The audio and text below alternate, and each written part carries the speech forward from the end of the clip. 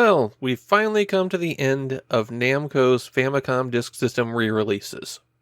It feels like they slipped in Dig Dug II on the 31st of August, just so that there'd be one Disk System game released every month.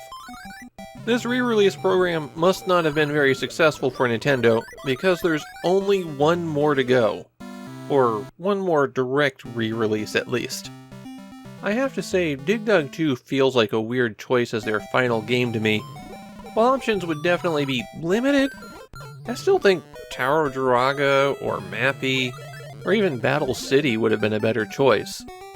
Maybe someone at Namco went, okay, we'll give them Dig Dug and, well, Dig Dug 2 is right there.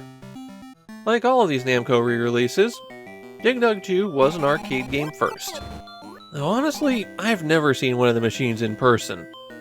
Maybe it was more popular in Japan, but in the US, it definitely did not get a big release. Once again, there aren't a lot of differences between this disk system version and the cartridge version. The copyright date's been updated, and they've removed the cheat code that lets you select stages. That makes beating Dig Dug 2 on the disk system nearly impossible.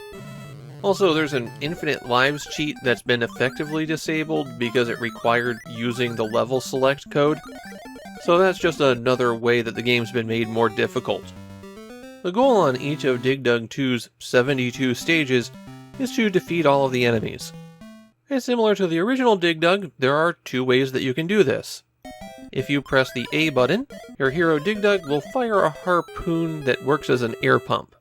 Once it's stuck into an enemy, mash the A button 4 times and they pop.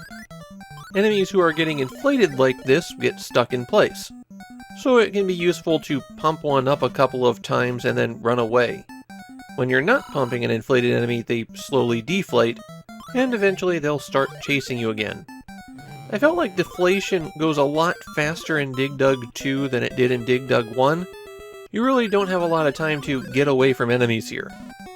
Popping an enemy like this nets you a very small amount of points. The way you really earn points, and the distinctive feature of Dig Dug 2, is when you break off parts of the island that you're on. Pressing the B button will operate a jackhammer, and if you're standing at a node, then you can send a crack a short distance in any of the cardinal directions. Crack off a piece of the island, and the smaller chunk falls into the sea. You have to move quickly to the side in order to get back onto solid land, while any enemies who are on that falling block get dunked. Pumping up an enemy until it explodes is worth a few hundred points. Dropping a single enemy is worth 1,000 points, and there's a multiplicative effect as you drop additional ones. Dropping 10 enemies is worth 40,000 points. So Dig Dug 2 really becomes a game of herding everyone into a small area, and hopefully dodging them long enough to drop them.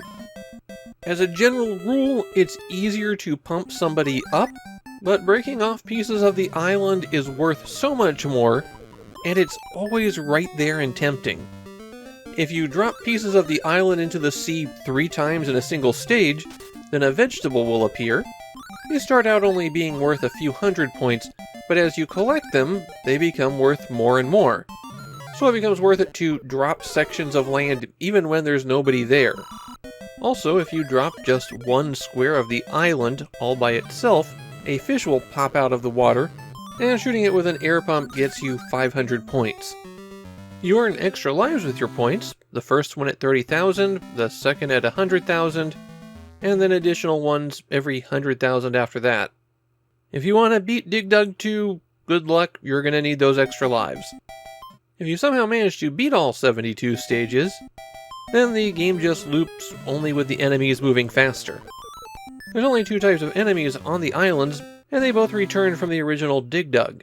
You've got the little red pukas, and all they do is wander around, while the dragon-like Figars will stop and breathe flames on occasion. One useful tip for those enemies is that they're a bit hesitant to cross the cracks. So you can place some lines down, and generally speaking, they'll try to walk around them. However, sometimes they will decide to phase through. But even when they've turned into a face like that, you can still catch them and pump them up. Dig Dug II seems to be pretty well remembered in Japan, mostly for the Famicom version rather than the arcade, and definitely not the Disk System version. My own feeling on Dig Dug 2 is that it doesn't hold together as well as the original. Breaking up the island often feels more awkward than it really should, and requiring you to cut at nodes makes the game a lot less dynamic. It's not a bad game. Herding everyone together to try to maximize your score is tough and fun. It just isn't as good as the original.